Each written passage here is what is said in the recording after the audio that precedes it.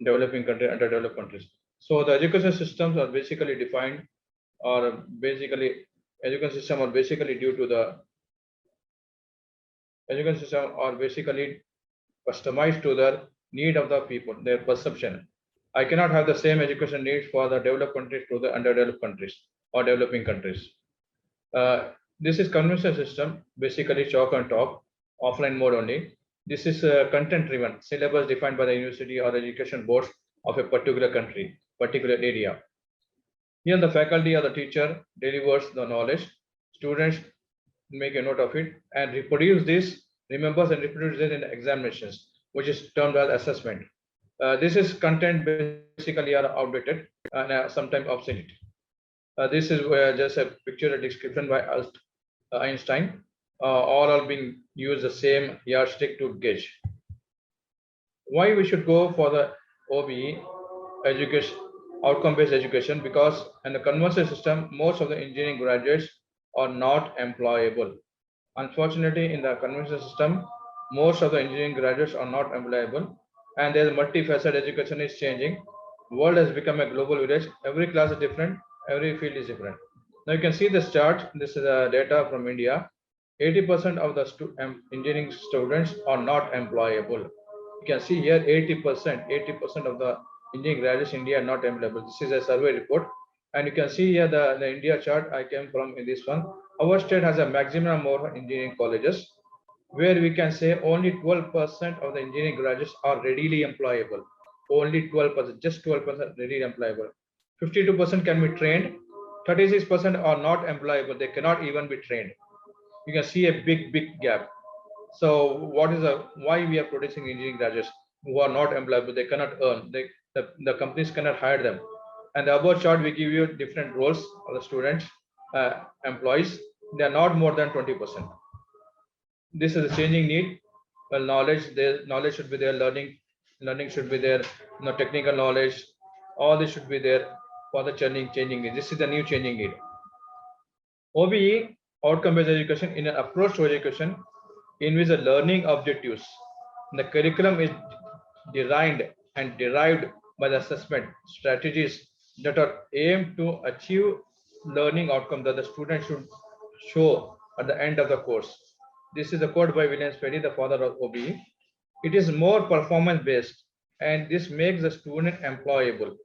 OBE is more performance-based, and it aligns the system to be driven by the feedback, driven by the needs of the students, driven by the needs of the program, so that the students are employable, so that they are getting better job opportunities. Now, Indian engineering system has also been inclined toward OBE. The NBA, NAC bodies, this is NBA and the National Accreditation Body, and even the National Education Policy of India, New Education Policy, it all emphasizes on the need for adoption of OBE. Program objectives are all designed so that they prepare the engineering graduates to be more employable, and this should are designed in a realistic way. This should be designed in a realistic way within the available resources. Here the facility, the faculty or the teacher, whatever I use, teacher, instructor, faculty, same name, they are not as a teacher, they are as a facilitator. They are facilitator. And the student, the faculty must be very aware and make the student aware of the outcomes expected to come from that course. For example, I'm teaching one course, I'm teaching one concrete technology course or design course. I should be first aware how I should prepare the student at the end of the course, end of the semester, what I expect the students to learn from the course, the designing, how they are designing, how they are using the Indian course, how they are designing the design course, how they are designing the concrete. Similarly, in each course has its own outcomes. The faculty teaching the course must be well aware and it should prepare the outcomes and make the students aware of these outcomes. And these courses are all inclined to program outcomes, linked to program outcomes. For example, in civil engineering in India, we have around 50 courses. Each course will have some program or objective. They are all inclined to program outcomes. Program outcomes is the civil engineering program outcome. Civil engineering program. This all the courses, the students studying on all the courses, 50 courses, ultimately will be able to achieve the program outcome of the civil engineering department. That means he is able to be employable all across the globe. So different courses, but all aligned and all leading to the achieve the program outcomes. What we own as a teacher, as a faculty, we own a passion to the student to help them succeed. If I don't have a passion to the student to succeed, I'll not perform. I'll not use effective instruction strategies. This instruction strategies is basically a technique what I use. If I use technique for the whatever technique I use, chalk and talk and multimedia, whatever I use, there are different techniques. It depends from class to class, from region to region. In India also we have different regions. In world we have different regions. In countries we have different regions. So I cannot, the faculty, the teacher for a particular class must use instruction strategy to make the students aware how they understand and achieve their learning objectives. This can be divided as pre-COVID era, before 2019 and after pre-COVID era. Before it was only chalk and talk, multimedia, offline, basically offline. Now post-COVID era, after we have the COVID, we have online hybrid mode. Mobile phone applications are there, online platforms are there, videos or the subject packages by private institute, they are providing subject packages, they are hiring the faculty, giving online courses. All this has changed. So how do we have this instruction strategies for this one? They can broadly classified as active learning, assessment based, group based, organization level, and train the trainer. These are five basic categories of this one. How they are inclined, you can see the diagram. The triangle assessment is basically the exams, how we assess the students. Teaching learning activity, that is instruction strategies, all should be inclined and help the student learn the outcomes, learn the outcome of the course, and in turn attain the outcome of the program. Active learning, you can say, it can be divided into different groups. The students as a slow learner, we have in a group of students, class, different learners. I can divide them: slow learners, medium learners, advanced learners. For the slow learners, I can have one-to-one. I can see the picture one-to-one learning, and you can have see the picture combined learning. And one-to-one is more important for the student to understand if he's a slow learner. The faculty should be inclined, and because I have to cater to all the category of the students. Maybe he's an advanced learner, maybe he's a medium learner, or maybe he's a slow learner. I being a faculty, I being a teacher must make sure that the students, all my students, learn and attain the course objectives, what I am teaching. Why I am telling this one? Because now we are having different heterogeneous background. Students coming from various education level, the family education level is different, social democratic level is different, income level is different, cultural level is different, demographic, they are coming from different areas, especially from villages, from cities, they are coming to the Hyderabad, to big villages, they're coming in big colleges, but they are having different grounds. So now the class is not uniform, it is heterogeneous class.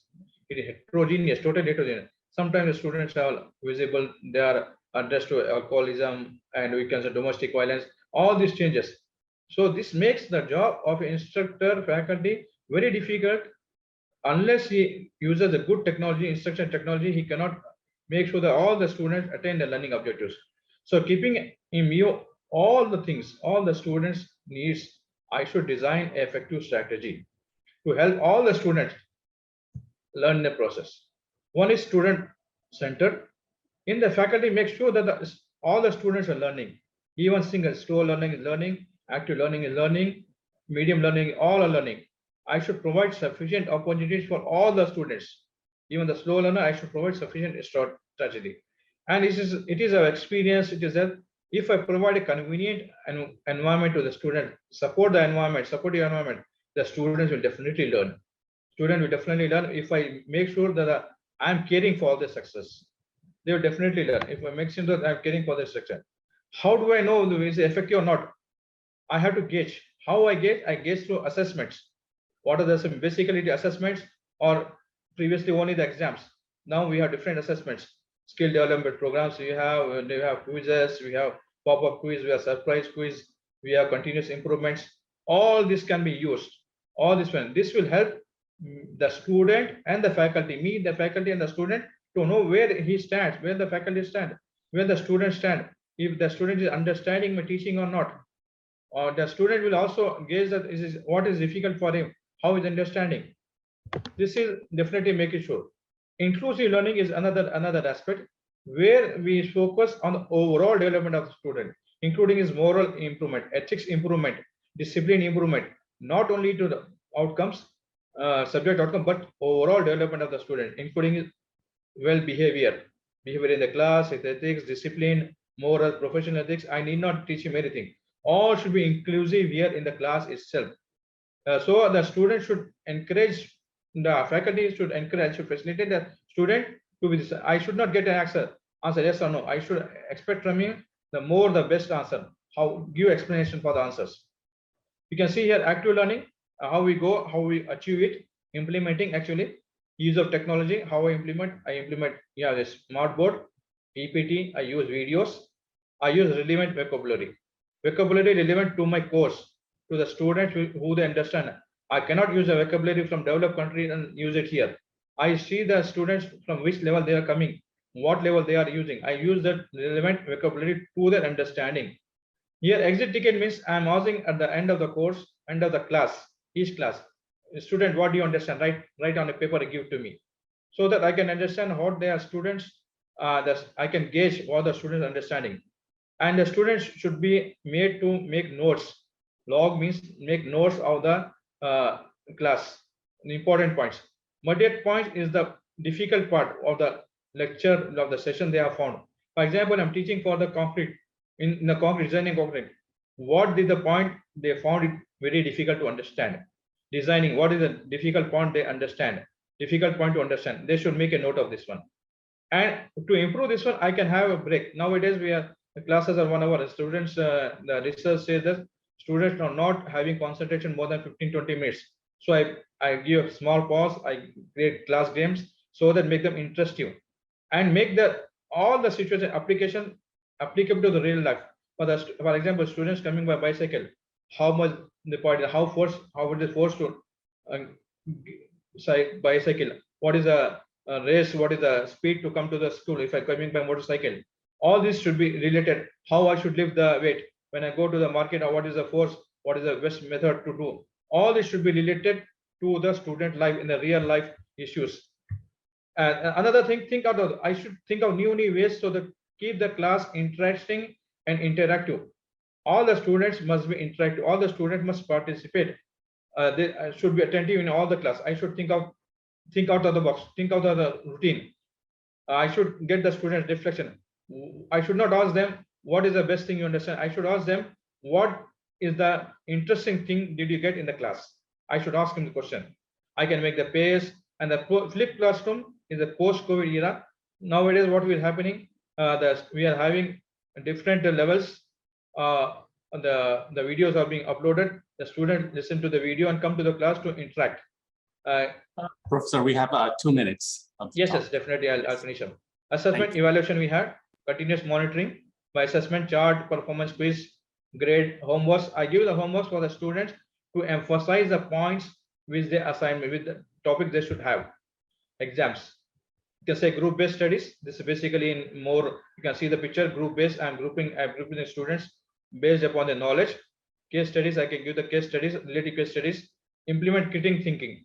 For example, what is the season now in India and Bangladesh? All the places we have rainy season. I should say what is the flood type, how we can prevent the floods, what is the things, how we are applying the things we should learn in the class there. And organization level, we have organization chart. This is organization, basically the class, the department level will do, the feedback will do. The feedback, this is basically here feedback from the alumni, from the students, from the employer. All this will help in improving the OBE. Train the trainer. I train one trainer and get the people from specifically from remote area to the city, train them on the new techniques, new topics, and they go back and train there, explain them in the class, in the teacher, in the school. Now we have the circle: plan, do, check, and act. I plan the PO, PLO, COs, and I do the coursework, course syllabus. I do the learning process. I keep the outcomes. I check the course outcomes. I check the program outcomes. It is achieved or not achieved. University vision, it is achieved or not achieved. Outcome, then again depending on feedback, I come back and again plan again. At the end of this scene, effective implementing the strategies, I should make sure that all these attributes of the student must be there to make him globally employable and competitive. Comprehensive knowledge, all the subjects he taught in the program, the critical thinking, problem solving skills, soft skills, leadership skills, communication proficiency. It should be bilingual. Now is a global village. It should be bilingual. Discipline and ethics, very, very important. Professional ethics, discipline, and willingness for lifelong learning. We are continuously changing. We are research being done in every field of the engineering, every field, teaching, learning process changing, every field is changing, nanotechnology, everything we have in research. So I should be ready to make a lifelong learning. Closing comments, all the students can learn and success, but not in the same way and not in the same day. By William Spedding, father of OB, and all students must be provided an opportunity to succeed. Teachers must facilitate their learning. Teachers must actually facilitate their learning and provide equal opportunity for the student to succeed. No single strategy can be termed as universal. I cannot use any single strategy as universal. I should use an instruction strategy, I should customize. I'm again emphasizing the teacher must customize the teaching and learning implementing strategies according to his class. According to his class, I must customize. There's no single strategy, no single implement strategy it can be termed as universal. Implementing strategy, effective implementing strategy must focus on overall development. Student inclusive learning. It should make the student concept understanding. Ethical and disciplined learner. Make him or her a better human being for the safe and peaceful existing of the world we live in. Question answers, please. Thank you so much, Professor Safiuddin, for your nice talk. I don't see any questions in the chat box. So let me ask you a question. So you talked about these effective instructional strategies for OB engineers. Can you cite some example from your own topic? How do you change your methodology in teaching in civil engineering course? I mean, how did you teach before and how are you teaching now? I'll tell you this. When I came to India, I was, as I told you, I was working in Saudi Arabia, King of the University, for 18 years. When I came here, the total is the shift of system is there. I found it totally student conventional system. What I did, I changed the student understanding, make them learning objectives. Alhamdulillah, you'll happy to know that I have my 5 to 6 national awards. My groups have won in national awards, Indian national awards, organized by Indian government. They participated over the 5-6 years, and Alhamdulillah, every year almost one of the other group they get second prize, third prize, first prize. And I am really happy to share that I guess that my team got the best innovative award. And we are solving because we are solving the real life problem which are facing in Hyderabad. We are having the real life problem. So from the basic conventional, I change the student learning and make it practical for them. Make how the learning they are applied in the real life. And we have done this. We have participated in the national competitions by Government of India, and we have earned the prizes. We have won the prizes. Alhamdulillah. You can say this has definitely changed this one. The concept of at least for my students, for my department students, the project concept and the learning concept have changed. They have learned it a lot. They changed how to employ, and there are many students are going abroad for higher studies. Also, I'm encouraging them for going for higher studies. They are going to some, even in India they are doing. Yes. Okay. Thank you so much for your nice talk and your your vast experience, sharing your vast experience. So let us end this talk here and let us go to the next talk. Thank you one more time to Professor Muhammad Safiuddin. So our next talk is by Professor Khairia Muhammad Yusuf, titled Achieving Learning Outcomes Through Real World Problems as the Starting Point of Learning. So let me just briefly introduce her. Khairia Muhammad Yusuf is a professor in the Department of Chemical Engineering and the fellow of University Technology Malaysia, UTM, Center for Engineering Education, CEE. She is the president for the Society of Engineering Education Malaysia, SEEM, and was vice president for the International Federation of Engineering Education Societies, IFEES, and a board member for International Research in Engineering Education Network, REEN. Khairia is passionate in implementing and promoting meaningful learning in higher education, especially in engineering. For her contributions in engineering education, she is the recipient of several international awards, including the prestigious 2018 Duncan Fraser IFEES Global Engineering Education Award. So, Professor, you are on. Thank you. Thank you very much, Dr. Sadid, for the nice introduction. Assalamualaikum warahmatullah. Good day, everybody. Bismillahirrahmanirrahim. I'm going to talk about how we can achieve learning outcomes through using real-world problem. And I think a lot of us use problems or this kind of questions in our class. I'm going to share with you some real-world problems that I have used, and I'm sure that many of us have used. But then I'm going to show you how to use them as the starting point of learning, which is actually an inductive form of teaching and learning that we normally use every day. So what's the psychology behind using problems? What comes to your mind when you hear the word problem? Is it something positive or something negative? If you have a problem, can you forget the problem? So this is the psychology behind using problems, because it sticks in your mind. Whether we like it or not, problems will stick in our mind. The nice thing about using problems is that they are multidimensional and integrative. They can push us to start learning. It's a catalyst for inquiry.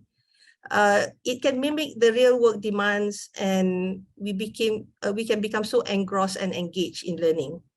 And the nice thing is, when you have a real world problem, we have to pull out all our knowledge and combine them with whatever the new things that we have to use to solve the problem. Now, how can we start crafting problems? Well, as with OBE, everything starts with the outcomes. So I'm going to explain about constructive alignment, which is very similar to OBE. But the thing is, the teaching and learning approach, there's a reason why there's a constructive word there. It's because the teaching and learning activities falls under the constructivist learning theory. So what is meant by constructive alignment is that our learning outcomes, what we intend the students to get, the intended learning outcomes, the active verb in the outcomes must be activated in the teaching and learning activities. So that's a guide. If we want the students to be able to apply something, then in the teaching and learning activities, we must ask the students to apply it. So in our problem, there must be something on application of the concepts that we want them to learn. If it's something on analysis, then the teaching and learning activity in our classes must focus on helping the students reach the level of analysis. And of course, in the assessment task, we should make the outcomes visible so that we can actually assess and provide feedback to the students on their level of achievement and help them to reach the standard that they have to reach. This is an example of a very simple example for first-year students. It's about this is from an introduction to engineering course, and in that semester, our semester-long problem was on water conservation. So when they were learning about unit conversion, they were learning about flow rates. I gave them this problem. Yeah? So they start with this problem, and they have to find out how much water has actually been wasted. But of course, I use very neutral language. I did not say that it's being wasted. But as they go through the problem, they can actually learn about flow rates. They learn how to convert different units. And they actually also, we discuss about it, and they actually realize that, wow, this is really a waste. Yeah, so we ask them to create meaning. What does it mean to them? Now, when we want to ensure an effective learning environment, Professor Bransford has actually done a meta-analysis where he analyzed all the strong research and all the strong learning theories to show how can a learning environment, when we design it, how can it be effective? So he grouped it into 4 factors, which is knowledge-centered. So this is basically having the knowledge outcomes interconnected around the fundamentals of the discipline and making it meaningful. Learner-centered, which basically means that we need to consider the learner's background, the preconceptions, what are the connections to the real-life context, and what would make it interesting to the students. And assessment-centered reflects whatever is the learning goals, how can we assess the students, but most importantly, how can the assessment help the students to learn? What kind of feedback the students can get, and ultimately, we would like to train the students so that they can assess themselves to know where they are. And finally, is the community-centered, where we form a learning community that's helpful and positive to help the students to learn. So how this is helpful is that when we craft problems, or it doesn't matter whether it's for a small question that we want the students to do, or if it's a big project question, then we can use it as a guideline. Now, this is another example for the first-year students. So this is when they were learning about concentration, just to get them to recall on how to handle concentration. So in this question, basically, although it looks very long, the students learn to see how it's being used in the context of a real life. So this is a very simple question, actually. It doesn't have anything to do with the chemical industry, but it shows how concentration is applicable in the real life. So basically, we put the students in a scenario where they have to recall their previous knowledge on dimensions, on volume, and applying it to something that is real. And we take them onto another part where they're given the responsibility to actually calculate how much sodium hypochlorite they have to put into the pool. Yeah. So the yellow highlights are the information that they need to extract from the problem, and the underlying part is what they actually have to do. Okay. So we train the students to look at something in the real world, something in the context of what can happen, and extract the important information they have to get. So if the information is not there, where can they get them? So this promotes really very lively discussions in the classroom. So how can we actually teach using these problems? So there's various ways, there's a lot of ways, and it really depends on what we're comfortable with to reach the outcome. So there's a deductive teaching and learning approach, which is very common, where we explain concepts to the students, they learn it, and then we give them examples and exercises. The other way is the inductive teaching and learning approach, where this is the common natural way of learning, where we face a problem and we need to identify what is it that we have to learn in order to solve the problem. We need to learn it and then apply it. So in this manner, we actually turn it around with having the problem first before giving it at the end. So this is actually very powerful in developing self-directed learning. And it's also very powerful in engaging the students to learn and also helping them to identify at which level is their understanding. And we can actually, it's very easy to gauge their own, the students' understanding, because if they cannot solve the problem, that means they have not reached deep understanding to actually use the concept. Now, this is a problem-solving topology. If your country is a member of the Washington Accord, there's a lot of complex problem-solving in the outcomes that we have to develop our students in. So basically, in most curriculum, which one do you use? The one on the left or the one on the right? Yeah. From my experience, we always like to use the one on the right because it's exercise solving and it's simpler for us to use. But problem solving is very important because this is what we see in the real world. And if you want to use problem solving, then most probably your students do not have that ability. So we have to actually scaffold them. So design activities that will help with scaffolding so that they can reach the level where they can actually perform complex problem solving. So in our case, we start in the first year, but this is about the third year course that I'm teaching, which is process control. Now, we cannot give them one whole big problem because it will be too overwhelming and there will be a lot of things that they have to learn on their own. So we divide the problem throughout the semester into 4 parts. And we start with the easier ones first, where it's not so overwhelming as we train them to be more and more adept and comfortable with facing this kind of problems. So this is an example of the first problem where, to be learner-centered, we need to know what they are interested in and the situation that will engage them. So we post this as they're looking for internship, which is what they're doing actually. In the third year, they need to look for internship and they need to explain the control system and the type of variable. So we give them something that is very similar to a piping and instrumentation diagram that they will see in industry. And they have to actually identify the control variables, the control structures, the type of variables and input, output variables, and so on. Okay.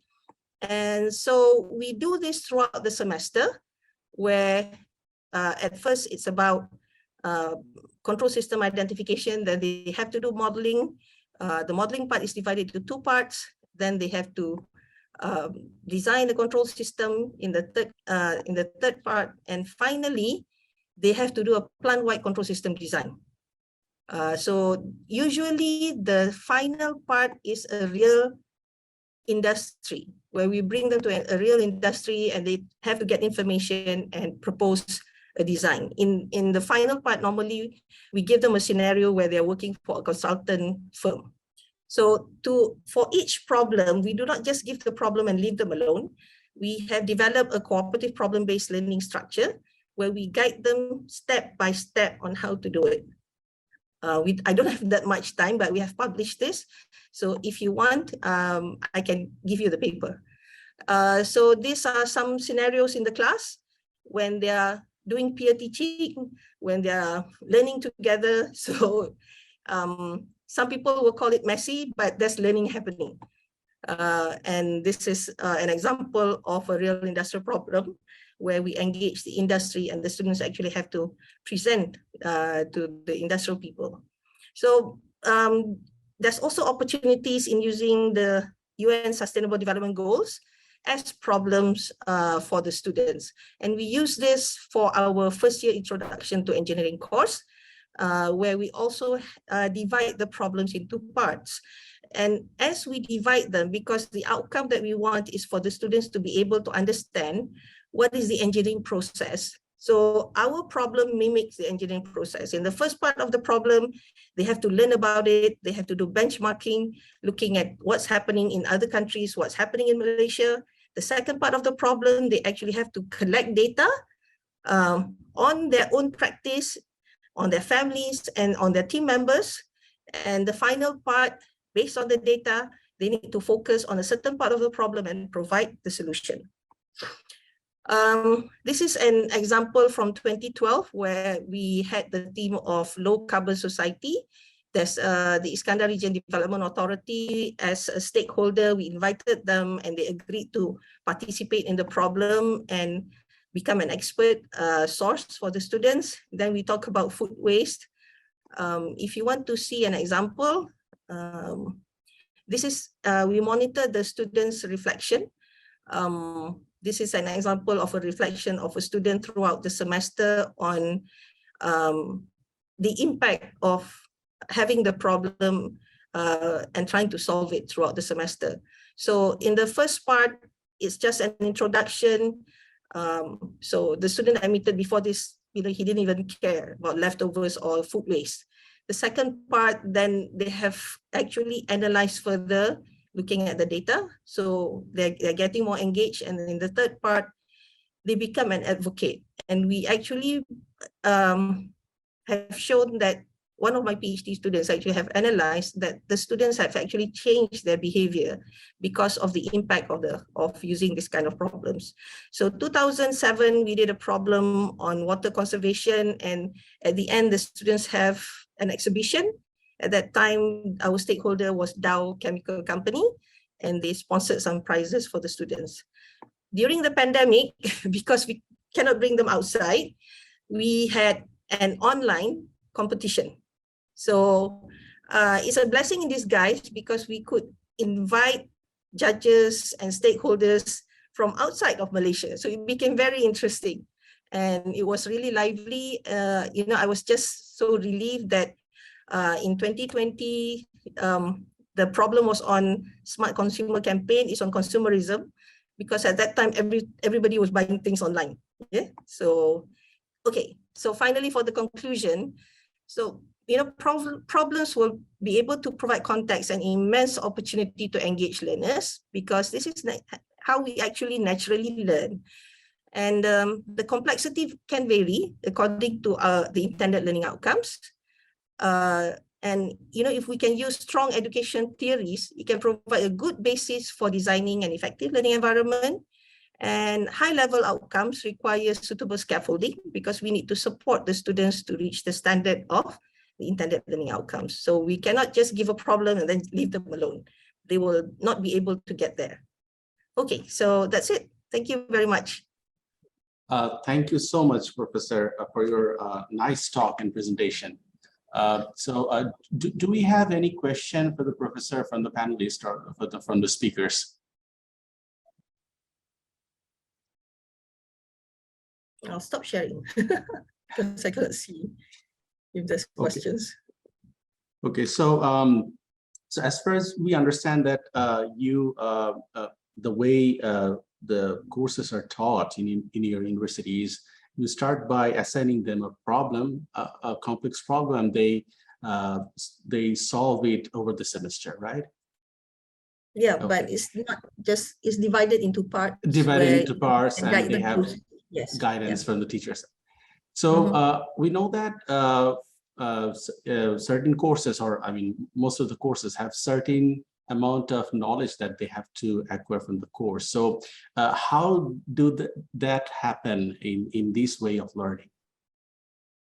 Okay, the third year course that I teach, process control, it actually require a lot of prerequisite because they have to have very strong fundamental, especially of the chemical processes, otherwise they cannot control it. It will not make sense. So I find that a lot of students will conveniently learn it and then just forget it. But when we put it in the form of a problem, this is the beauty of it, because when it comes as a form of a problem, it forces you to go and recall and find out again. What is it that I've learned? I know I've learned about this and now I cannot, make sense of it. So it actually forces them to relearn what they have learned, what they have forgotten, and connecting it to the new things that they are learning. It goes without saying, I don't have to tell them that, okay, go and find this out, and that will make more sense. But when it comes as a problem, it will push them to actually find out, I know I've seen this before, I need to go and recall it, and then they'll open the books themselves. Okay, so what about the freshman year courses, like first year courses and second year courses? Sorry, Dr. Nehrin Mazid raised the hand. Do you have any question? Sure, thank you. I'd go after you, no problem, if you had one. Okay, so my question was like, how do you deal with the first year courses, or maybe second year courses? I teach the first year introduction to engineering course and the third year second semester process control course. So I use it in both courses because I don't know, there's actually a study on this. Once somebody has used problem-based learning, you feel as if you will not be just to your student when you use something else, because you know the extent of the impact that it can have on the student. So even in my first year course, I use problem-based learning. And of course, initially they got the shock of their lives because they were expecting lectures.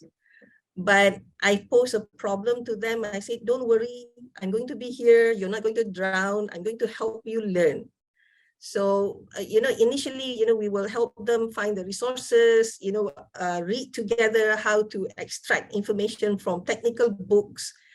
And a lot of things they have learned from school, also they have forgotten. So it also pushes them to go and recall what is it that they have actually learned and then integrate it to the new things that they're supposed to learn.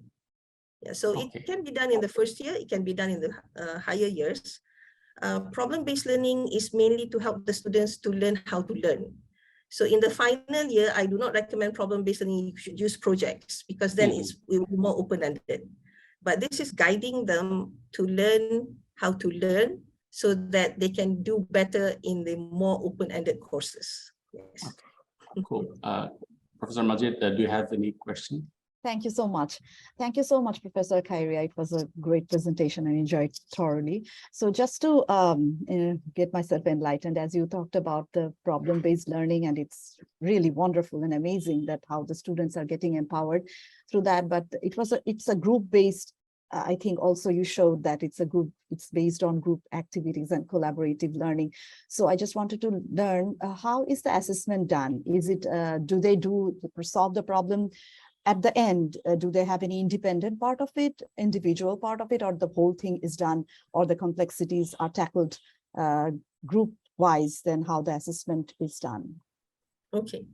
Yep. The reason I call the model cooperative problem-based learning is because I use cooperative learning to develop the learning teams. So it's an integration of cooperative learning and problem-based learning because we use it in small groups in a large class. It's not like in the medical school, you have just small groups. In cooperative learning, you have to make sure that there is accountability on each person. So we do observation and peer rating throughout the semester. So it's not just once. And also I use learning portfolio where, yes, they develop each part, there's a team effort where they submit their team report or whatever it is that they have to submit, a video or whatever. But they also have to submit a portfolio where they show evidence of their contribution. So they have to see, okay, this part of the report, I did this, and then my teammates checked my work, and this is how we discuss, and finally we come up with this.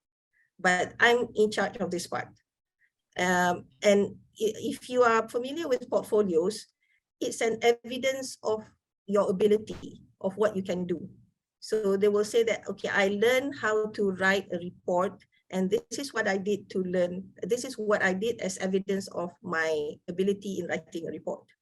And in collaborating, this is what I did. I helped my teammate do this part, and my teammate also helped do this part. So this is where we collaborated. And we asked them to use Google Docs so that, when you comment, it will go out. Yes. I'd like to, interrupt here. We are running out of time for this session, but I think we can talk more about it after this session, right? Yes. So okay. So there's various ways to do it. Yes. Thank you. But you're right. Thank you so much. Assessing a team is not easy. Thank you. Thank you so much, Dr. Majid and Dr. Khairia. Thank you. Okay, thank you. So let us start our next talk, and that is coping up with the challenges on the achievement of outcomes during the COVID-19 pandemic.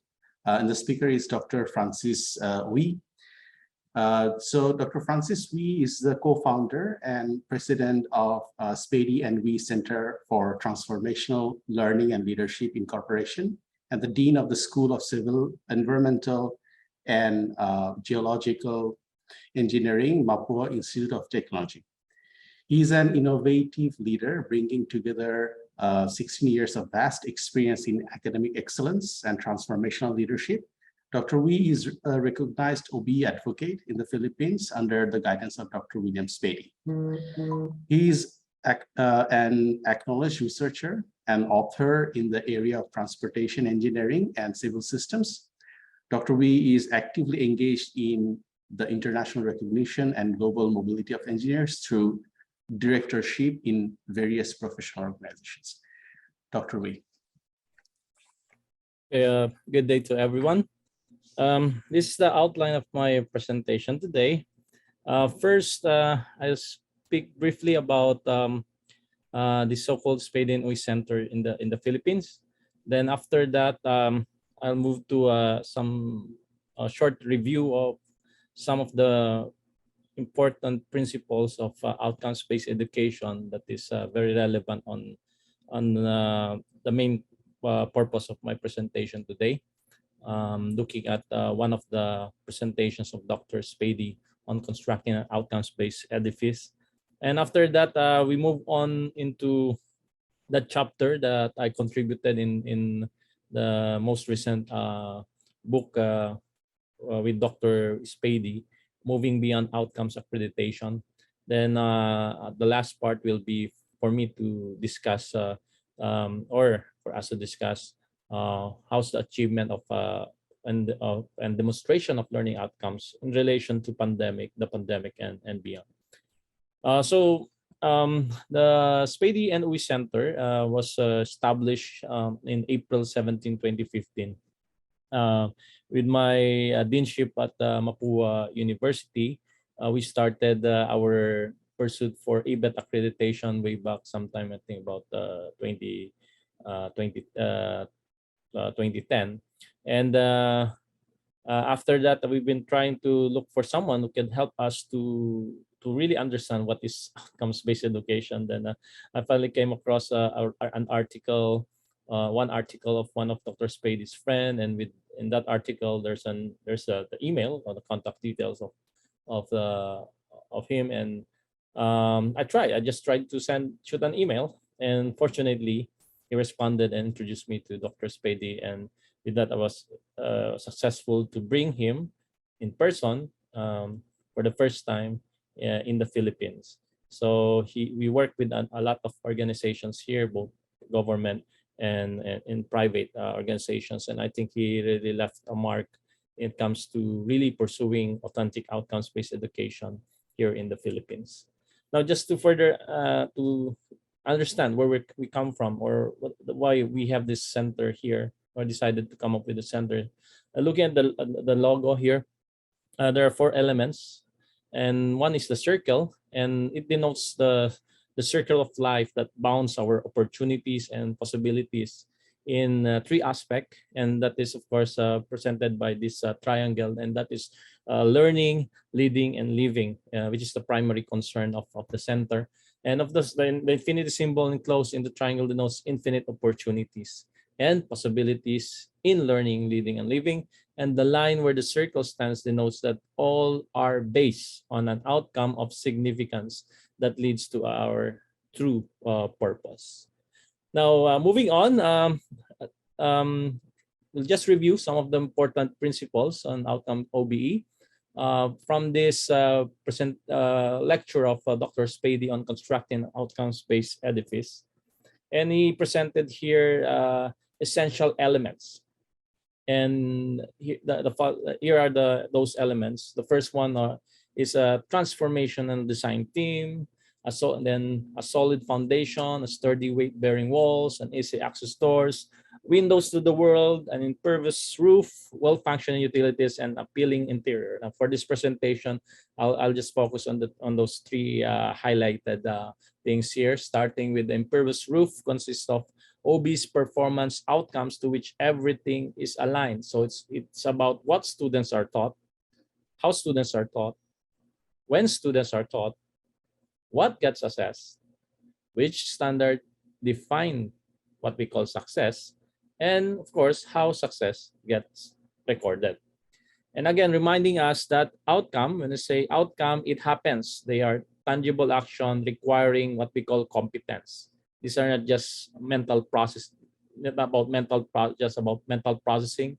And of course, it has many forms.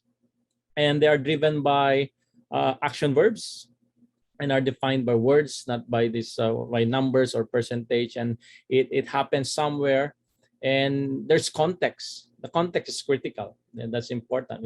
That's where you we apply all this knowledge. And of course, that's why demonstration is important. And of course, it really matters after they go out from our schools. Another important thing is about utilities, and this is about assessment. Looking at assessment, it should be criterion defined. Um, and it perfectly matches what outcome states. Now, if you look at your outcomes, when you develop your outcomes, the word for word, and verb for verb. So we always say this, that there should be the word for word and verb for verb. So the verbs are important, and that becomes basis later on how we could appropriately assess student learning. And no points, no scores, percents, and are implied. I mean, in this process, no numbers game. And again, when we say base in outcomes based, it means defined by, focus on, and designed and organized around around something.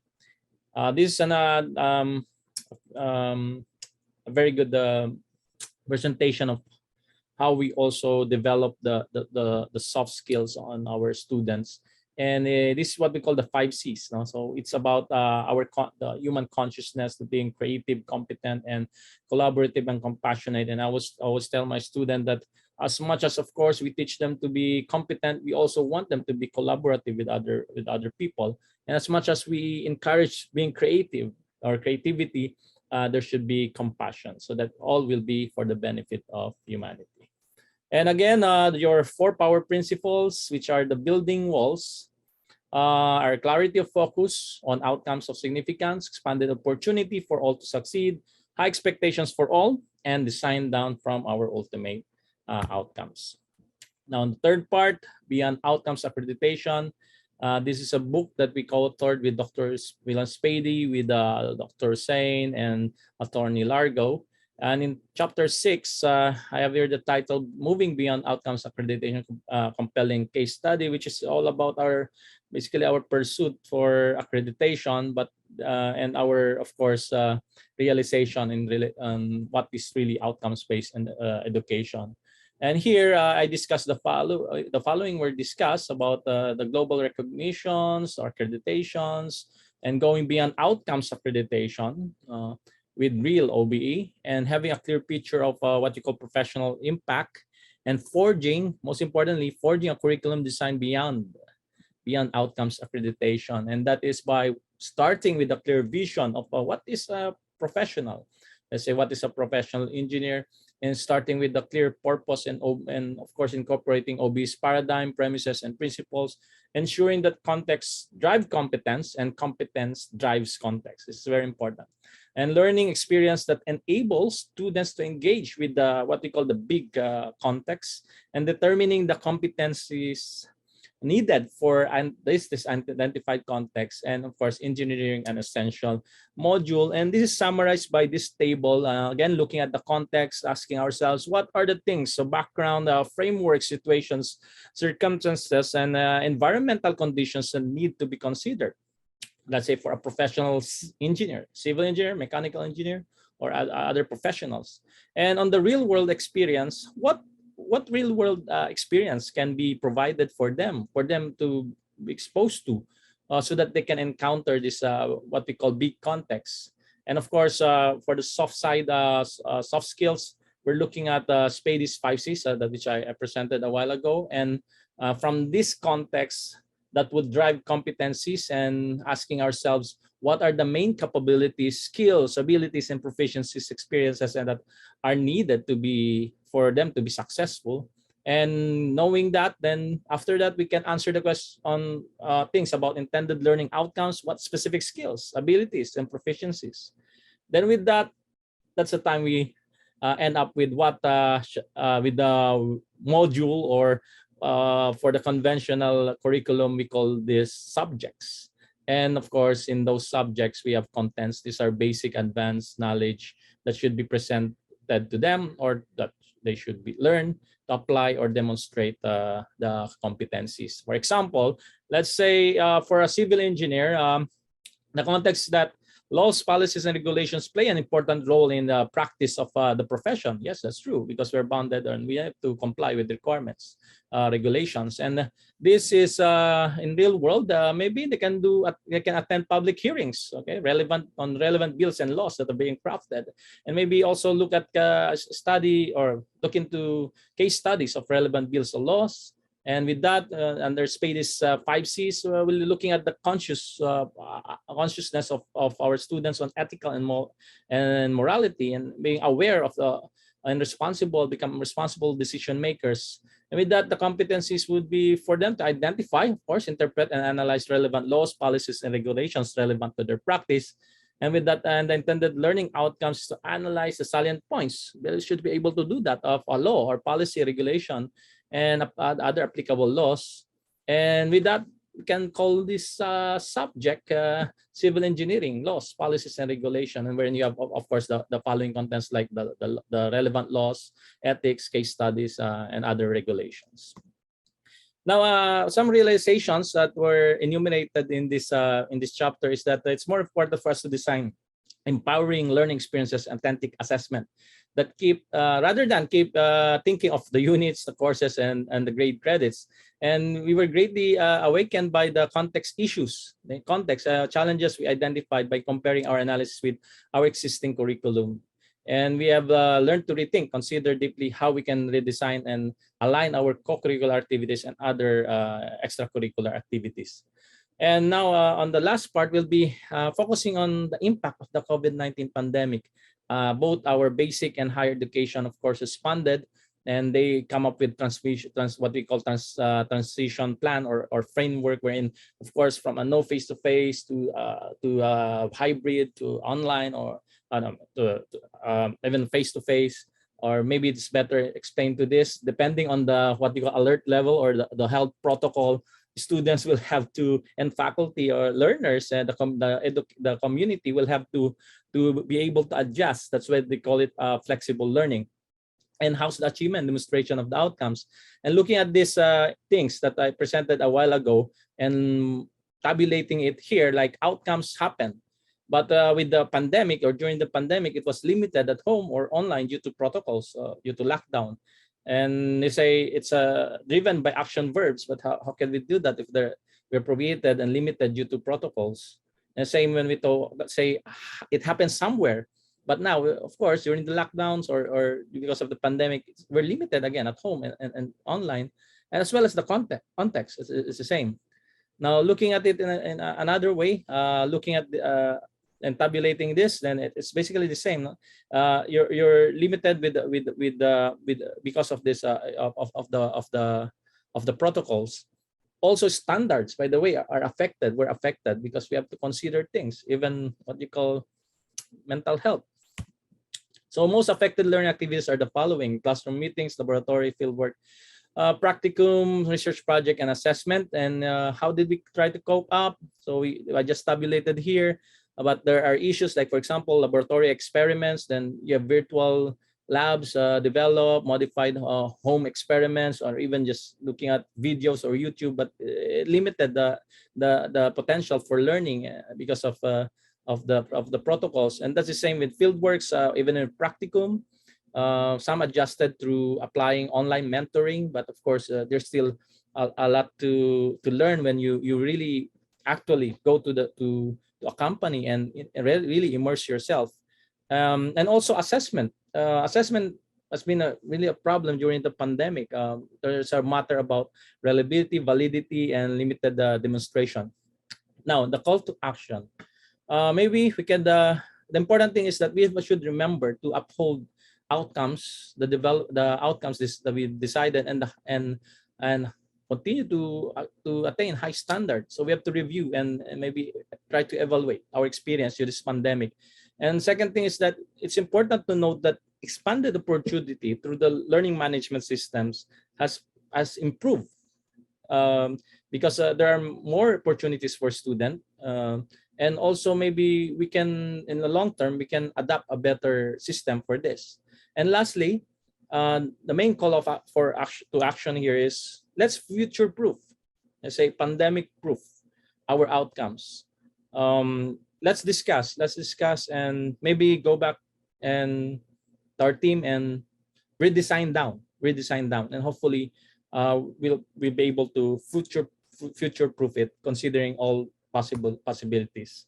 So with that, I think my 15 minutes it's up. So thank you very much, and good day to everyone.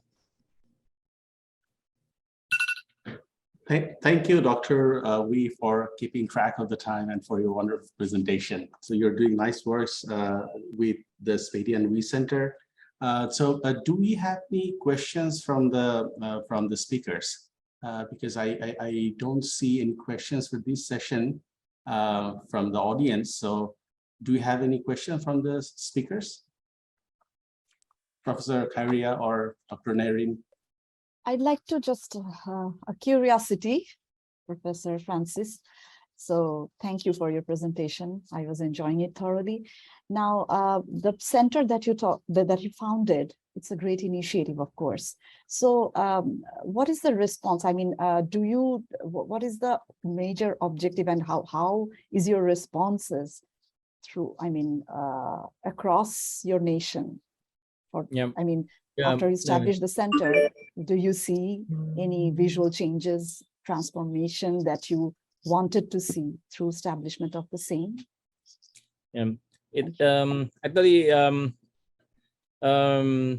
the good thing about it is that we had the chance to really get to face with Dr. Spady. And because, OBE before was just a thing about accreditation. So we just would like to know more about OBE because we were trying to pursue ABET accreditation. So they were talking about OBE. That no one here really knows what is it. And it's a good thing that he came, because many people consider him as the founder, the father of outcomes-based education. So he might know a lot really about OBE, even its history, and that's true. So a lot of our understanding, or we got better understanding on outcomes-based education. So Dr. Spade and I in person, we went around the country when he was here, and we were presenting to people, we're talking to people, and all of them says, yeah, that's outcomes-based education. That's the real OBE. And so, but unfortunately, of course, there are challenges that we need to face until now, because it's about a paradigm shift. As he mentioned, it's a paradigm shift. We've been doing a lot of things way back, and it's something that is especially in a country like the Philippines. So it's really a great challenge for us to really try to redo things, try to rectify things, or try to correct some of the things in education, and as well as the paradigm of outcomes-based education might also be difficult to be understood by a lot of people. But the good thing about it is that for me personally is that at least I know that there's a better way of educating our people, our youth, and through the adoption of outcomes-based education. And that's something that we will look forward, and it's a continuing challenge. We have to continuously do the work, as I say. That's why I think we have this in for OBE now. At least the group is trying to have more discussions to more communities and educators around the world. Thank you. Okay, thank you so much, Dr. Wee, for your lively question answer session. So let us go. Let us thank you one more time, and let us go to the next presentation. Thank you. And that presentation will be done by Dr. Naren Majid. Pursuit of Agile Transformation in the Attainment of Learning Outcomes of Civil Engineering Courses, a case study in Bangladesh. So Dr. Naren Majid is an associate professor in the Department of Civil Engineering at the University of Asia Pacific, UAP, Dhaka, Bangladesh. She received her bachelor's and master's in civil engineering from Bangladesh University of Engineering and Technology, BUET, and completed her PhD in environmental engineering from Northeastern University, Boston, USA. She received multiple in-house research grants at UAP and is a well-published researcher in environmental engineering. As a member of Self-Assessment Committee for Quality Assurance, she is directly engaged in the implementation of OBE. She also serves as a certified evaluator of Board of Accreditation of Engineering and Technology Education by Bangladesh, and is a registered Scrum Master by Scrum Incorporation USA. Dr. Nehrin Majid. Thank you so much for the nice introduction. So it's a great pleasure to be here today to present my small study. And it's a pleasure also to state that I started the pursuit of Agile transformation when I fell in love with the Agile Scrum approach. And while I took the certification for Registered Scrum Master from Scrum Inc. USA, and being the research partner of Agile in Education USA. And this is a great field to be in. And I'm really, really glad to be here today to present my work. So to start with, this is where I come from. It's Bangladesh, a very small country within South Asia. And so this is the overview of my talk. So after giving a brief background, I'll be going through the objectives and the approach that I used and how it's related with the modes of the teaching learning, and with the feedback and challenges as the outcomes, with some conclusions and acknowledgement. So for the OB visions, the vision has always been making the learning inspirational for the students with continuous and spontaneous encouragement. And it's a student-centered learning environment, moving away from the traditional classroom teaching, which is instructor-oriented. And so the achievement of learning outcomes essentially encompasses active collaboration from the students' parts and making them empowered with the skills that would make them better prepared for the 21st century skills. And that's why we have to impart the skills of like basic professional and intellectual skills in addition to communication skills, etc., to make the students to face the upcoming challenges. And of course, we all know that there are two different stages of OBE, and where the traditional approach or traditional transitional approach focuses on the specific subject content, imparting the ability to the students to solve the problems or work in cooperation, while the transformation approach focuses on the long-term outcomes, instructing towards the future roles, and such as that of a productive employee, an accountable and responsible citizen. So what is the traditional method? What was it missing with really, which actually we are trying to impart them with? So we need to address the impediments that we face with the traditional approach, that we are more focused towards direct instructions versus the discovery learning that we also have seen through the other talks of the sessions. So teaching is targeted knowledge versus we seldom encourage curiosity and creativity. So we maximize the short-term performance versus minimizing the long-term learning. So that is a performance versus interest. And also the performance is basically more preferred rather than nurturing confidence of the students. So where do we need the transformation if we reflect on this? So we need to change the mindset, maybe from fixed versus growth mindset, the mode of delivery, direct instruction versus discovery. So the framework of delivery and feedback, we need to make it more inclusive versus exclusive. So we need to think about the contextual content, which is more of an adjusted, we ignored the possibilities. The classroom culture, which is more of performance-based versus interest-based. And finally, the practice and endorsement, that brings us to acknowledge that we are more heavy towards theoretical content than practical application. So that brings us to retrospect. And if we think back, because with the industrial expectations from the engineers, if we think that there is a competence dilemma that we are facing. So regarding competencies, what are the hindrances towards the manifestation of the fundamental competencies that we talk about so much, which is missing? So how is it possible to identify and co-create the right environment to make the education ecosystem sustain? And that's what we all are looking for.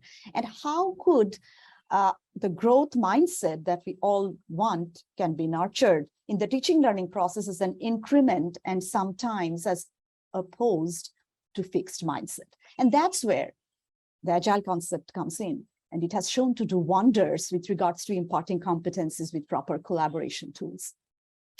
And that's where my objective sets in, that I want to apply the Agile Scrum approach in engineering education. I want to demonstrate the feasibility and acceptability of the Agile approach. And also through assessment of course learning outcomes and students, we want to see their students' responsiveness in realizing the benefits of the collaborative learning.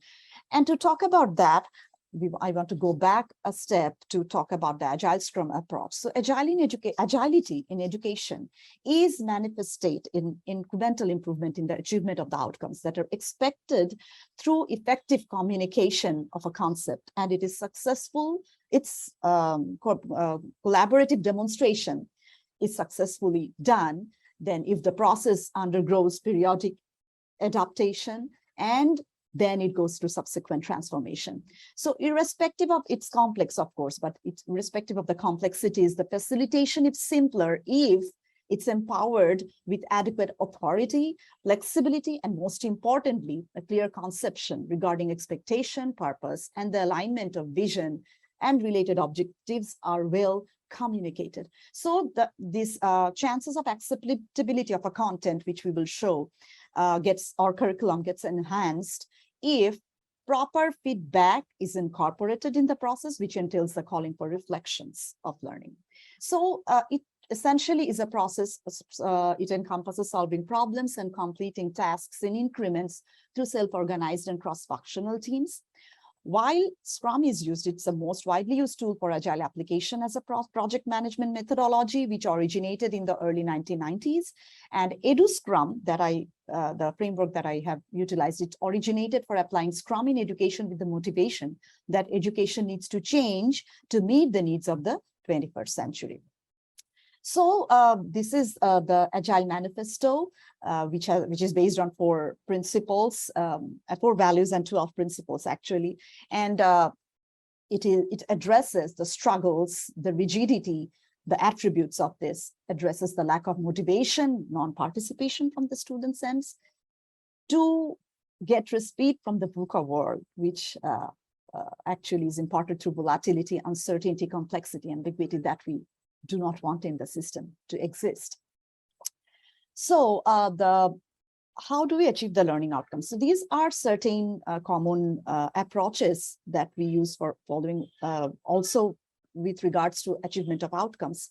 We would basically look at different ways to achieve this through different processes and systems, staying within the assessment tools, which I will talk about more within a little bit. So here the assignments make them specialize on the content, the group discussions put the team spirit in, the empathy and collaboration that we look for as soft skills. The project work helps them in the application and communication, learning to, so the weekly collaboration basically makes them learn and they get entertained as well.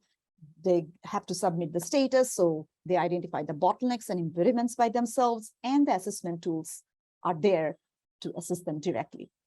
So the framework of Agile and Scrum leads towards improvement and skill development. So students become the owners of the delivery and they get successfully empowered and engaged. And then we get the instructors, and they facilitate and promote the multidimensional learning that we talked about. The review and retrospective stages help getting the feedback and improvisation, and the collaboration and facilitation basically gears towards the metacognitive skill development. So one thing is attainment of learning outcomes were based on different strategies, of course, which I will talk about in a little bit, but an effective transformation would definitely require flexibility and robustness to tackle the challenges of any mode of delivery that are pursued in the teaching learning process. So the strength of Agile Scrum approach is that it has embedded values that are critical or precursors to effective learning and could be addressed with success, utilizing the benefits and realizing the drawbacks of any mode of delivery or communication. Like transparency in communication is possible utilizing both modes, like blended or physical or online. Effective achievement of learning outcome happens through that. Collaboration could be ensured in both modes, and that's a holistic addressing of the learning outcomes. Then the sharing of resources happens by convenient access to information, leading to expanded scope to integrate learning outcomes. And the lifelong learning happens, of course, both modes equally essential and facilitate the lifelong learning. So a little bit to talk about the approach. So there are 3 roles that we need to essentially attribute, which is one of which is product owner, then one is Scrum Master, and one is developer. So these 3 roles are basically related in education, as course instructor provides the project to the students, and for once weeks was taken as one sprint, which is one specific activity for the Agile Scrum framework. So the product owner is essentially the course instructor. So Scrum Master is the course instructor as well, because the students need some time to get oriented with the process. And so students become the developers who are responsible to deliver the project or the content or the syllabus in the form of ceremonies or also celebration criteria, which are basically the quizzes, assignments, and whatever the instructor asks them to do. So the course content is essentially the product backlog. The course outline is utilized in the sprint planning. And the end of weekly sprint, they have a sprint review and they get to retrospect to assessment and the charts. So let's look at the weekly status that each week the students are supposed to deliver their status of learning through these velocity charts and burn-up charts, through which we can see how much they were committed and how much they have actually achieved. So this is also an EduScrum Flap where they put their status. It's a dynamic chart and it changes every week. So they provide what they're doing, what they're busy with, what they celebrated, what they had fun with, and what they had impediments on. So this is absolutely amazing to see where the bottlenecks are and what the bottlenecks they were facing. So the findings showed that most of the attainment was, the achievement was mostly very good, over mostly 70 to 90, except for one outcome, mostly 70 to 90%, and shows great promise, despite the fact that the students needed to get oriented to this completely new approach. And when I asked the students regarding the feedback, so for all the 3 courses that I applied this approach on, so mostly they agreed that they had much fun and they had the collaborative learning actually helped them a lot. So when they were asked if they would recommend this further, you can see the blue part of the small pie charts here. For all 3 courses, more than 70% of the students were aligned that they would highly recommend it. And they had great enjoyment while doing the collaborative learning. But however, the definitely comes with impediments, and some students would definitely resist to cooperate. And that's where you see the doubts in terms of neutral and disagreement. And so where are the challenges in implementation? Of course, the time commitment for all these core work from the instructor end and the facility. But once you get in, you definitely cannot be back, because it's so wonderful to see them grow, they improvise. So another challenge is to tackle the intensive curriculum, that apart from the fact that you have to provide them with all the content that you are supposed to cover in one single semester, you also need to get them accustomed to this new approach and give them enough time or space to collaborate and learn together, because individual assessment is also another challenge. As Professor Khairia had specified, they also need to put time on that and effort too. Another thing is that I just talked about the stakeholder alignment. So everybody needs to be on board. Otherwise, it won't be successful. And that's where the familiarity with the approach comes. So everybody does not and are not always willing to go together. So you sometimes fall behind. And then you need to pick up where you left. And these are the things that we are still tackling. So the conclusions from what we have seen, course learning outcomes were attained mostly at more than satisfactory level, involving computation, project work assignments.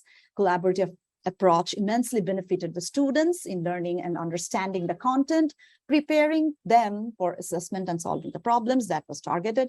Students enjoyed throughout the application of the transformative approach and found it easier to tackle the impediments. And with some exceptions, majority of the students for all the courses at different levels of the program highly recommended the Agile Scrum collaborative approach for the coursework. And the approach, finally, I would say, has immense potential in student empowerment and innovative transformation towards the achievement of outcomes. So I would like to acknowledge some entities for my passion in Agile and Scrum. Of course, the students to come on board for participation and feedback, and it was totally during COVID, and it was a great deal of the cooperation that I expected and I got. So the BU at Boston University Agile Innovation Lab and their webinars actually got me very motivated to apply it. And of course, Agile in Education USA, the team, and I'm a part of it as a research partner, Edu Scrum workshops, and of course, Professor Hana Siddiqui for introduction and coaching. She is the founder of AI in USA. She's export member of the BU Lab. She's the chair of AI USA Global Conference, which the second conference we held together. I was the co-chair last year. So it's a great opportunity to be working with her, and I intend to learn more and more in the coming days. I hope you enjoyed, and if you have any questions, I'd be glad to take it now or later, whenever it's suitable. Thank you. Thank you all for the attention. Thank you, Dr. Nehir Mazud, for your wonderful talk. Nice slides indeed. So I have a question.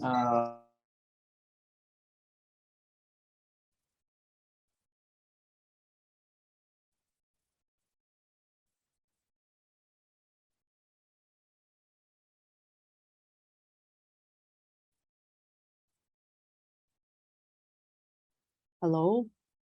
Yes. Yes. I got you back. Yeah, I am back. We had a power outage, so it was quick. No problem. This time. Okay, so we have a question from Mohammed Munir from UIU. How can we keep maximizing both the short-term performance and long-term learning? What steps can you suggest to a teacher? For teachers, short-term performances versus long-term learning. Yeah. So basically, I would say it's if you gear them towards self-directed learning, the nurturing of the metacognitive skills, that tells you that to learn how to learn. The more we can impart that to the students, we make them learners. They move up the ladder, and it's actually depends on the instructor to move away from the performance-based assessment versus making a student a learner, so that he becomes a lifelong learner, So we need to facilitate this roadmap for them, and it's up to us how we can do it.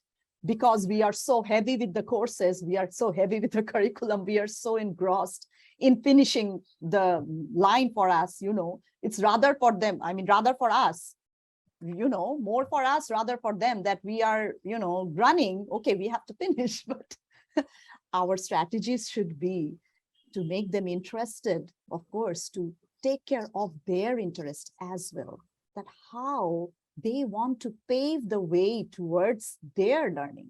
How do they want to make the path? Give them the freedom, give them the wings. That's what we should be doing, I think.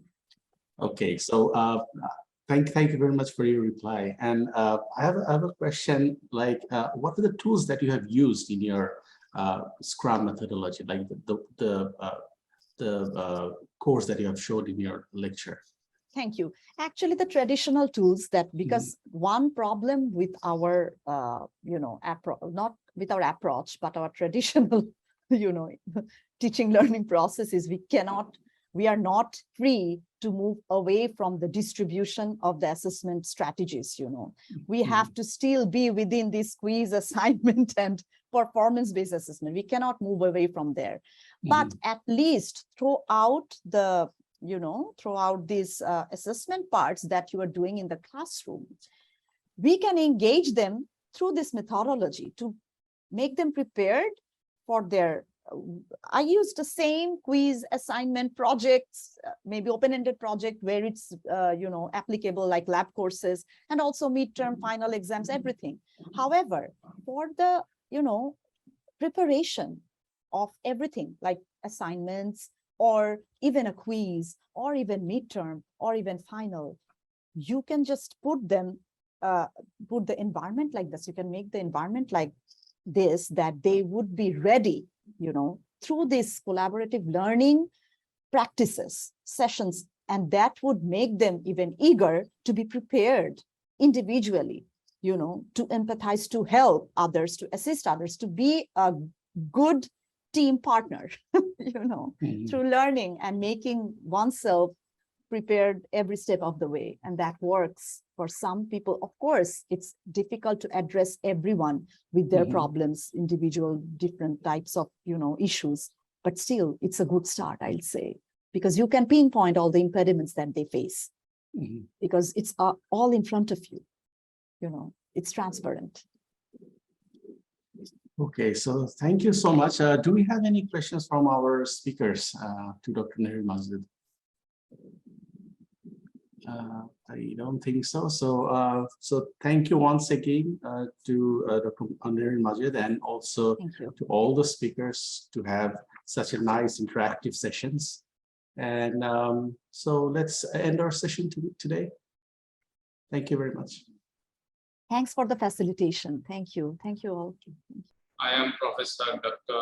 M.D. Shahadat Hossain Khan, the professor in the Department of Technical and Professional Education, Islamic University of Technology. Today I am going to present what are the impact of constructive alignment on achieving course outcome when we are considering outcome-based education.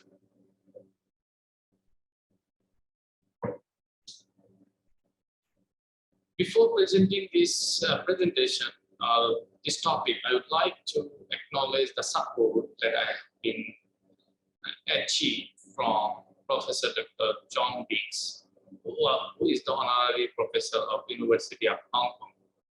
Basically, he is the pioneer in the constructive alignment, and this is what I have been achieving from his assistance during my presentation. Before I have been discussed this issue, I would like to acknowledge that I would like to explain what is constructive alignment.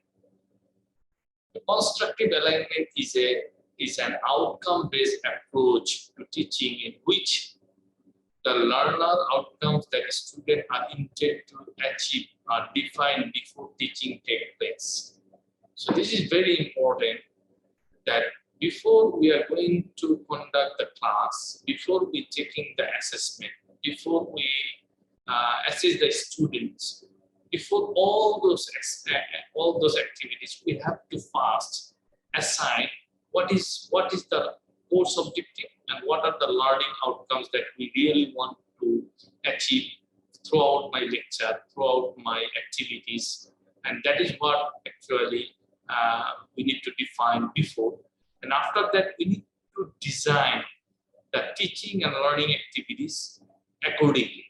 Then we need to check what are the assessment techniques that we need to follow before, in order to achieve those learning outcomes. Therefore, if you check this diagram, here we can see the learning outcomes should be connected with assessment, the learning outcomes teaching. But before that, I would like to say that teaching and learning should be connected with assessment, and assessment should be connected with the learning outcomes. And this teaching learning will be according to learning outcomes. So this should be constructively aligned.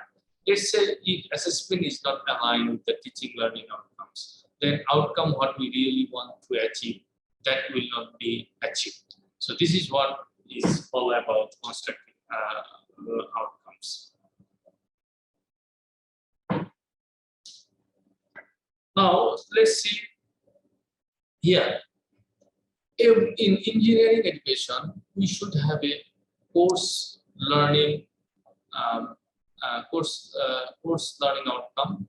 Then there should be instructional learning outcomes, then assessment technique or assessment tools, then teaching learning activities. So if you consider BIET or ABET, so BIET means Bangladesh Engineering Accreditation Body, and ABET, you know, everyone.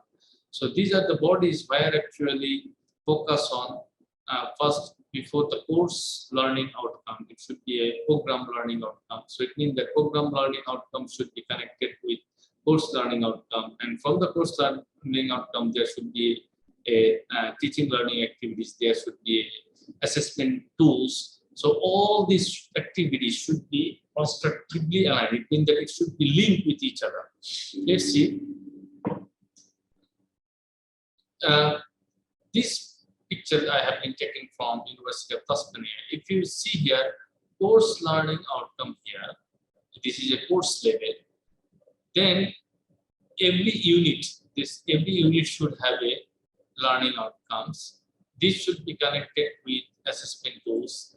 This should be connected with learning activities. This should be connected with resources. So what it means that every course learning outcome or course outcome should have a multiple units. Each unit should have a learning outcomes, and each learning outcome should be connected with assessment and teaching learning activities. If I go more details, that please check here the intended learning outcomes of a curriculum. It should be connected with assessment. It should be connected with teaching learning activities. So these are the things I have already discussed in the previous lecture. Now I am going to give an example that how or why it is important in engineering education. Let's say there is a subject is manufacturing system and automation. So this is a mechanical subject. In this subject, let's say there is a course outcome that a teacher is designed in that way. Analyze effect of using computer-aided operation as impact on ensuring quality in a modern manufacturing industry. That is a course outcome level is 5. And it is a Bloom's taxonomy. It is number 4. So now a student will be able to analyze. So analyze here is an action bar.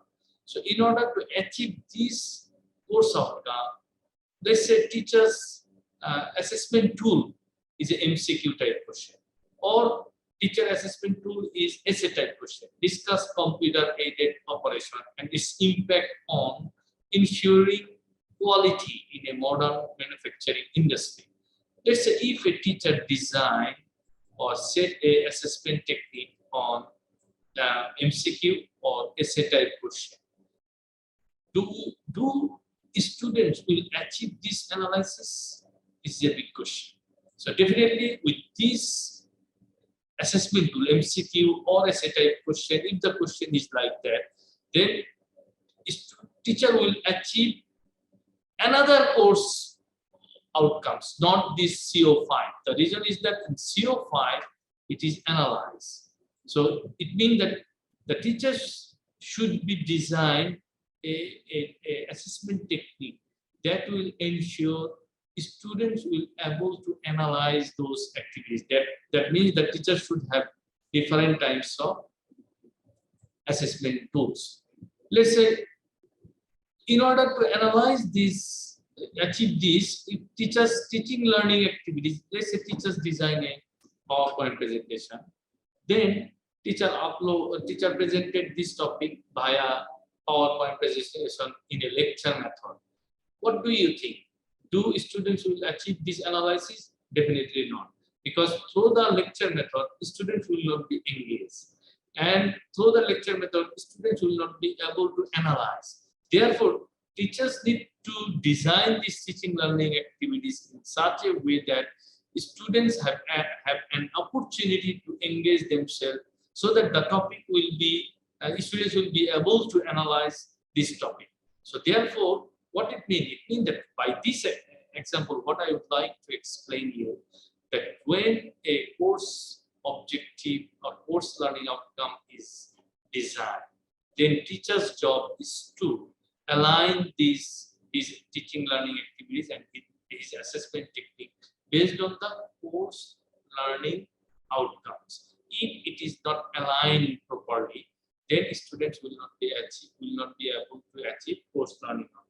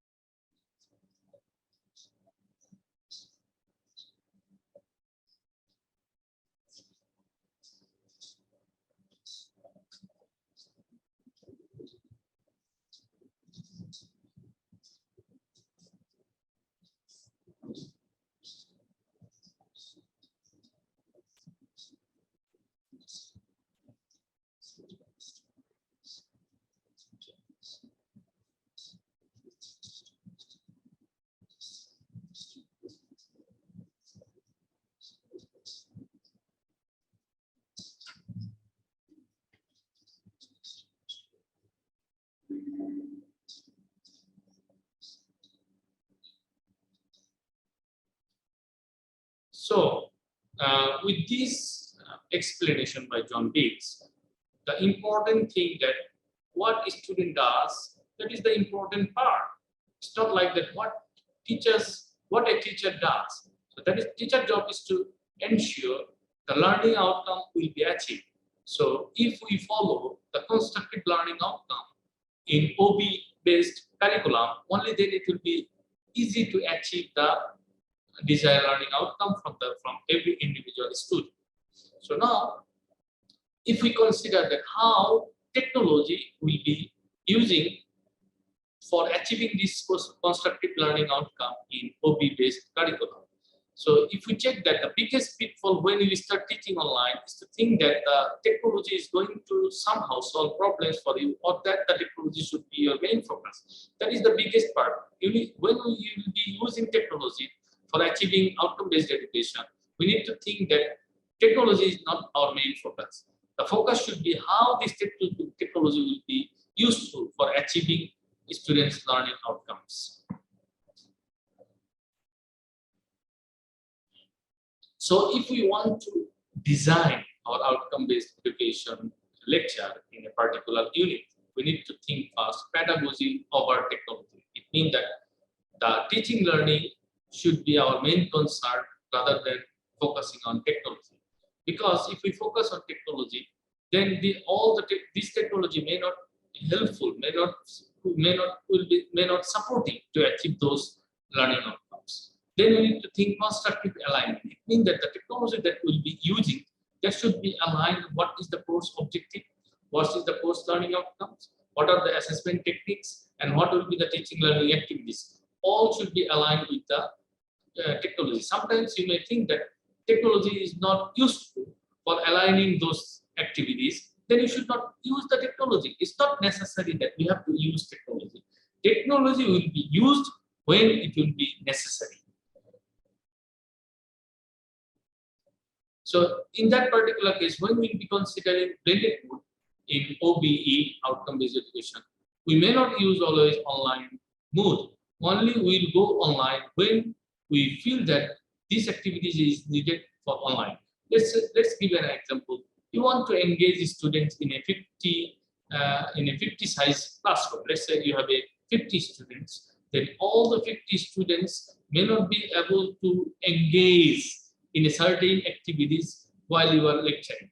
In that case, what you need to do, you will bring some activities online so that students will be able to engage during your online activity. So students should go back to the home and they can engage themselves by group discussion, engage themselves by forum, present their activities by online. All those activities will be assist you to achieve your learning outcomes. So only then you will go to online. Another important part that students need to use digital technology accordingly or appropriately, so that it will be useful for them. So these are the main principles that we would like to bring into our classroom teaching learning when OBE will be implemented, when blended learning will be considered. So here are the strategy that we like to follow. Let's say useful strategy for designing online components for blended learning. What are the components that we will be going to follow while we will be considering outcome-based education? First, administrative matter. Whatever you have administrative tasks, don't need to discuss in a face-to-face classroom. Rather, transfer it, rather send it or upload it in the LMS or online, so that the student will get those information from LMS or online. There are many resources that you don't need to print out and distribute into the classroom. Rather, you will upload those resources online so that the student will be access these resources at any time, at any places. There are you need to give some projects, and that projects you may not have much time to discuss in the classroom. In that case, you can upload your instruction into the online so that the student will be able to access those instructions. There could be many other activities, let's say assignments. You don't need to give the assignments in face-to-face classroom, but then you will upload those assignments into LMS system so that the students will do this assignment in their desired time. Also, you can set up the time limit so that within the period of time, students need to finish this assignment, and therefore, after ending the time, the assignment will be automatically closed. These features and these facilities is also available in the LMS or online. Feedback, if you want to keep the feedback, you don't need to discuss those feedback if it is not required in the face-to-face. Rather, you can give this feedback in online. So if there is any issue that students need to discuss in face-to-face, only then students can bring this issue into the classroom so that it will be discussed in face-to-face. There could be a collaboration, let's say discussion, group work, that all activities, as I mentioned before, could be online.